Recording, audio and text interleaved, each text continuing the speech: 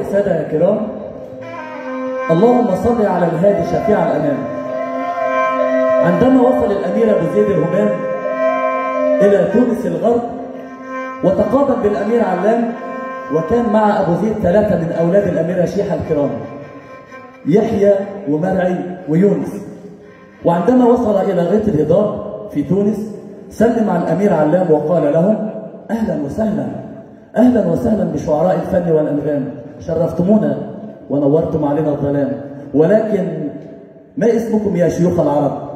فنظر إليه الأمير أبو زيد في شدة وغضب: وأنا وأنتم نصلي على الهادي كريم الحسن.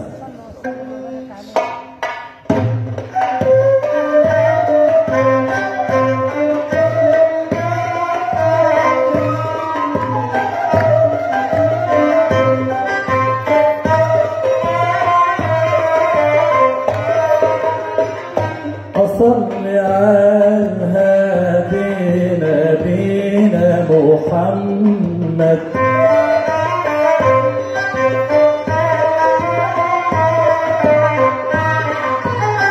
نور الهداية وكامل الأنوار،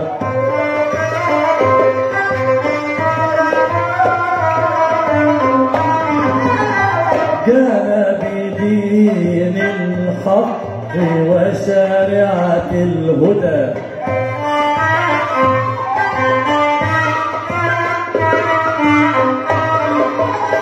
نور الهداية واسمه المختار،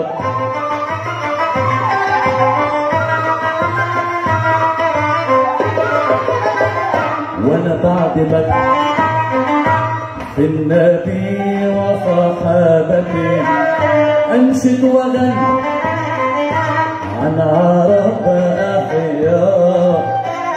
لما وصل أبو زيد إلى تونس البلد ومعه 3 يشبه الأقمار، وجدوا الأمير علام على ظهر أدهمه كان في انتظارهم وتايه الأفكار، وقال: ما اسم الأمارة وأصلهم؟ الرمل قال: عنيتم أخبار.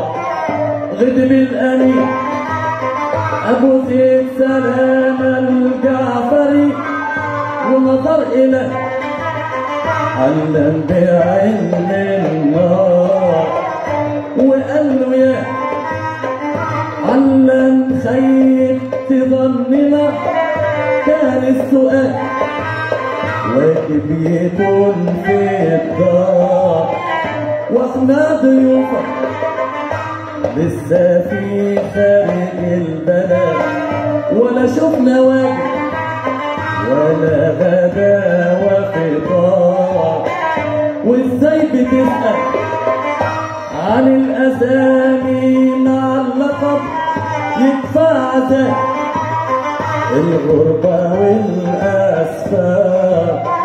واسمي أنا مسعود وأنا شاعر العرب ومعي 3 شباب من الأحرار، أسمائهم ماجد وسدد وثابت، ما أحلى صوتهم يغنوا على الأوتار.